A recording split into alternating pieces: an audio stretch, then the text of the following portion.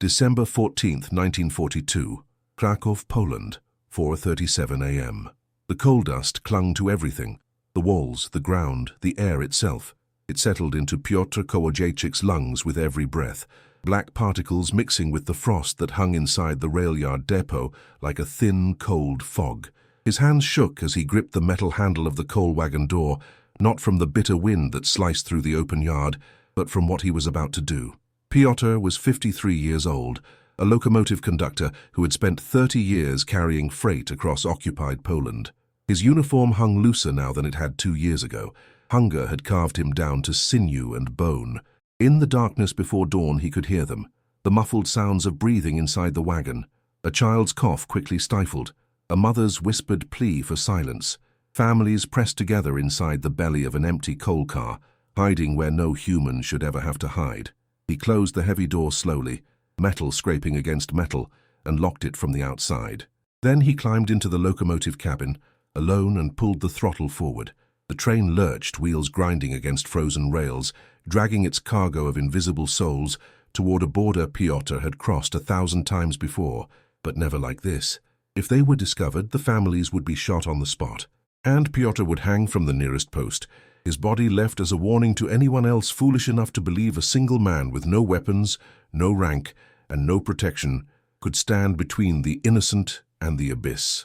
If stories like this move you as deeply as they move me, subscribe to the channel and tell me in the comments where you're watching from. These forgotten stories deserve to live again, and your voice helps make that happen. Piotr Kołodziejczyk was not a hero. He would have told you that himself, had anyone asked.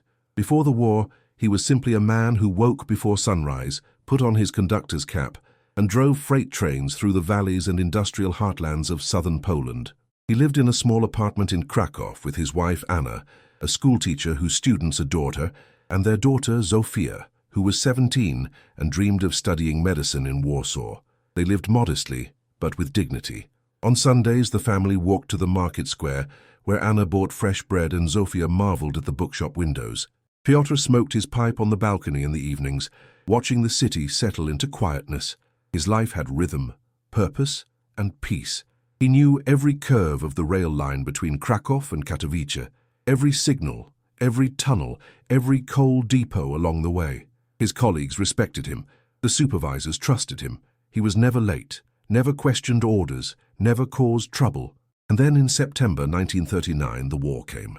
When German troops marched into Krakow, Piotr was at the station, preparing a load of steel for Łódź. He heard the boots hammering on the pavement before he saw the uniforms. Planes buzzed over the city like angry wasps. Smoke rose from the Vistula River docks. People ran, screamed, clutched at each other. Piotr stood beside his locomotive, hands stained with grease, watching his city fall. In the days that followed, everything changed. The Polish railways were taken over by the Deutsche Reichsbahn. New German supervisors arrived, men in immaculate uniforms who spoke in sharp voices and carried pistols on their belts. The old Polish conductors, including Piotr, were kept in their posts but under strict surveillance. They received new routes, new schedules, new orders. Many of the loads were now military, tanks on flat cars, soldiers in passenger wagons, ammunition in sealed containers. And then in the summer of 1942, Piotr began transporting another kind of cargo. They were cattle trains, sealed wagons with small barred openings. Inside, he knew, were Jews, men, women, children, packed so tightly they could barely breathe. He heard them moaning as he passed the platform. He saw skeletal hands reaching through the bars, begging for water. The SS guards shouted at him to keep moving. "Keep the train rolling, don't look." Piotr obeyed. He pulled the throttle, and the train moved east toward places whose names he learned to fear: Auschwitz, Bełżec, Treblinka. He came home at night and couldn't look Anna in the eyes. Zofia asked if he was all right, and he lied, said he was just tired. But the truth was that he carried the weight of 1,000 souls in his chest, a burden that grew heavier with every journey. He didn't pull the trigger, he didn't command the camps, but he drove the trains, and that, he feared, made him complicit. Until one night in November 1942, something broke inside him. It was late, almost midnight, and Piotr was drinking vodka alone in his kitchen when he heard a soft knock at the door. He opened it cautiously and found a man standing in the hallway, thin, unshaven, eyes hollow with fear. The man whispered a name: Jakub Weiss, a Jewish leather merchant, who had supplied bags for Anna's brother's shop before the war. "They're coming for us tomorrow morning," Jakub said, his voice trembling. "My wife, my 2 children. We have to get out of the city. Please, Piotr, please." Piotr should have closed the door. He should have said no. Hiding Jews was punishable by immediate execution, not just of the culprit, but of his entire family. But when he looked into Jakub's eyes, he didn't see a stranger. He saw a father. He saw himself. He nodded. That night, Piotr devised a plan that seemed impossible. He was scheduled to drive an empty coal train from Krakow to the Slovak border the next day, a routine run he'd made dozens of times. The line passed through rural villages, some still not fully under German control. If he could hide Jakub's family inside one of the empty coal wagons, a large dark metal box rarely inspected, he could carry them out of the heaviest occupation zone. From there, they'd have a chance to cross into neutral territory. It was madness, but it was the only chance they had. The next morning before dawn, Jakub and his family arrived at the depot at the back of the rail yard. Piotr guided them quickly to the last wagon in the train, a coal car that still smelled of soot and smoke. Inside, the metal floor was covered with a thin layer of black dust. There were no seats, no light, no ventilation except for small cracks in the sides. "Stay quiet," Piotr whispered. "No matter what happens, don't make a sound." Jakub held his children's hands, an 8-year-old boy and a 5-year-old girl. His wife, Rachel, clutched a small bundle with bread and water. They settled on the cold floor, their breath forming clouds in the freezing air. Piotr closed the door and darkness swallowed them. He climbed into the locomotive cabin, started the engine, and pulled the train out of the depot. The journey should take 6 hours. 6 hours through checkpoints, occupied towns, roving patrols, and watchful eyes. 6 hours where anything could go wrong. The first hour passed without incident. The train crossed through Krakow's suburbs, then entered open countryside. Snow began to fall, light at first, then heavier, covering the tracks with a white blanket. Piotr maintained a steady speed, not too fast to draw suspicion, not too slow to lose time. In the second hour, they reached the first checkpoint. A German soldier raised his hand, signaling Piotr to stop. Piotr's heart pounded so hard, he was certain the soldier could hear it.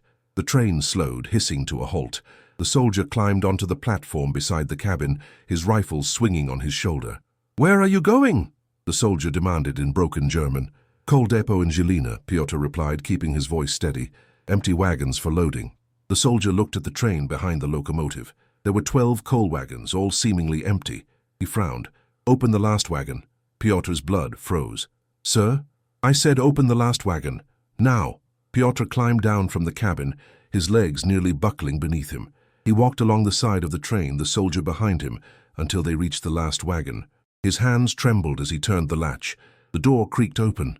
Darkness, coal dust, silence. The soldier shone his flashlight inside. The beam swept the interior. Walls, floor, corners. Piotr held his breath.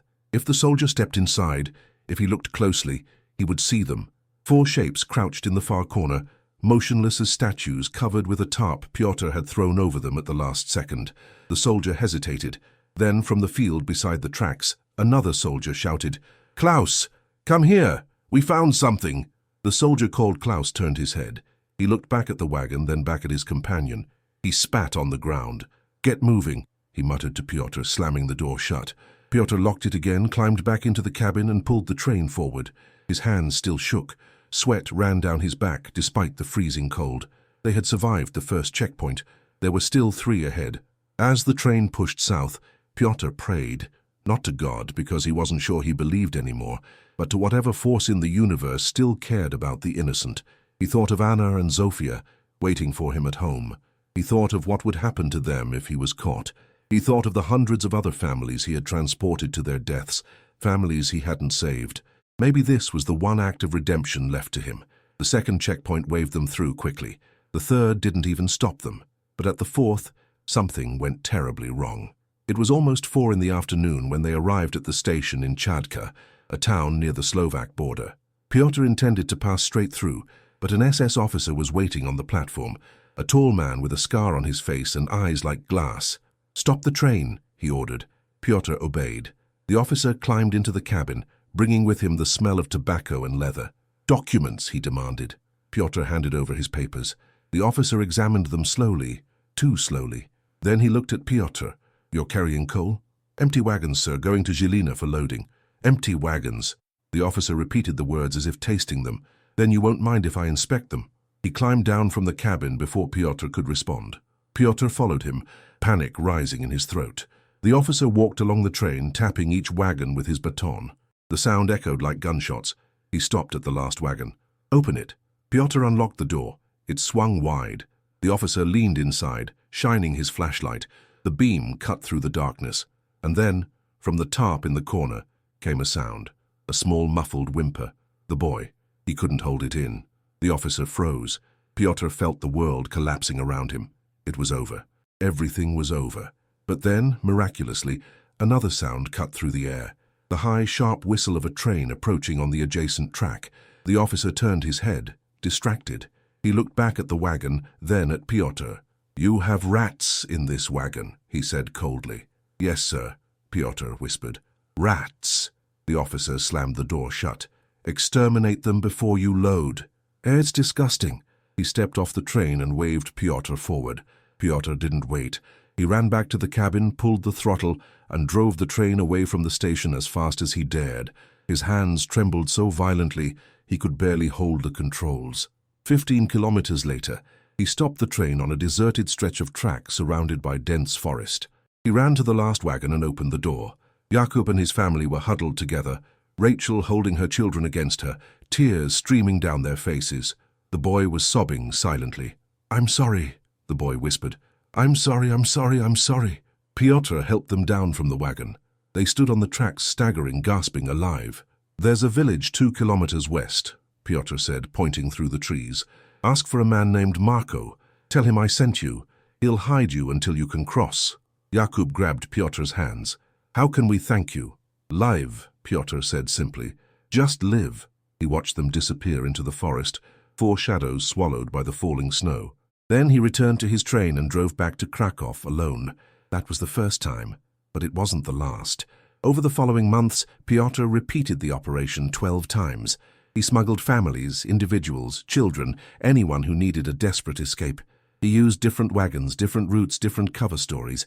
He recruited a handful of other railway workers who thought as he did, men willing to risk everything for strangers they would never know. Together, they created an underground network, moving people across enemy lines like human contraband hidden inside the belly of empty coal wagons. The risk was unimaginable. At any moment, an inspection could uncover the truth. At any moment, an informant could betray them. At any moment, the Gestapo could come knocking at their doors. But Pyotr couldn't stop. Every family he saved seemed to weigh against the hundreds he'd been forced to transport to their deaths.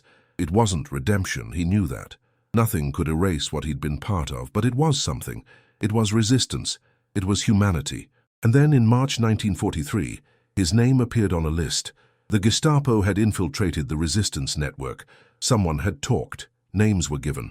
Pyotr learned he had hours, maybe minutes before they came for him. He didn't run. Instead, he went home, embraced Anna and Zofia, and told them he loved them. Then he walked out the back door and disappeared into the night. Anna and Zofia never saw him again. For decades, the fate of Pyotr Kołodziejczyk remained a mystery. No official record of his execution was found. No body was recovered. His name appeared on no memorials, in no history books. The Weiss family, Jakub, Rachel, and their 2 children, survived the war, but they didn't know the full name of the man who saved them, only Pyotr, the conductor.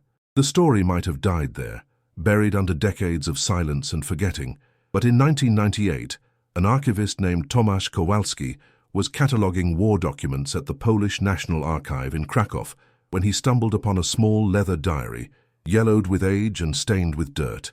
It was shoved in the back of a box labeled Miscellaneous Railway Records. The diary belonged to Pyotr Kołodziejczyk. Inside, in small, tight handwriting, Pyotr had documented everything. The dates, the routes, the names of the families he'd smuggled, the checkpoints they'd passed, the near misses with capture, the fear that gnawed at his gut every time he heard German boots on the pavement. He wrote about the weight of guilt he carried, about the trains he'd driven to the camps, about the sleepless nights where he imagined the faces of the children he'd failed to save, and he wrote about a truth he never shared with anyone. He wasn't brave. He was terrified every single moment, but he did it anyway because he couldn't live with himself anymore if he didn't. In the diary's last entry, Dated March 12, 1943, Piotr wrote, "If anyone finds this someday, don't call me a hero. I'm not. I'm just a man who tried to carry a small light through the darkness. And if it made any difference, if just one life was spared, just one child grew up to see the sun again, then maybe, just maybe, my own life wasn't completely wasted." Tomasz Kowalski tracked down the descendants of Jakub Weiss. They lived in Israel now, grandchildren and great-grandchildren of a man who survived because a Polish conductor decided some things were worth dying for. When they were shown the diary, they wept. In 2001, Piotr Kowalczyk was posthumously recognized by Yad Vashem as righteous among the nations. A small tree was planted in his memory in Jerusalem. His name was engraved in stone. But Piotr's true memorial isn't a tree or a plaque. It's the dozens of lives he saved, the children who grew up to have children of their own, the stories passed down through generations, stories of a man with no weapons, no rank, no power, who placed himself between evil and the innocent because he couldn't pretend anymore that he didn't see. Today, when you board a train and watch the landscape pass by the window, think about the rails beneath you. Think about the countless men and women who once traveled those lines, carrying loads they never chose to carry, making decisions no one should ever have to make. Some of them drove trains to death. Some of them looked the other way. And some, a precious, precious few, risked everything to drive souls to safety, hidden in empty wagons where no one would think to look. Piotr Kowalczyk didn't change the course of the war. He didn't destroy the Nazi regime. He didn't liberate camps or defeat armies. He was just a conductor with a broken heart and an impossible choice. But he chose humanity. And that, in the end, is the only victory that matters.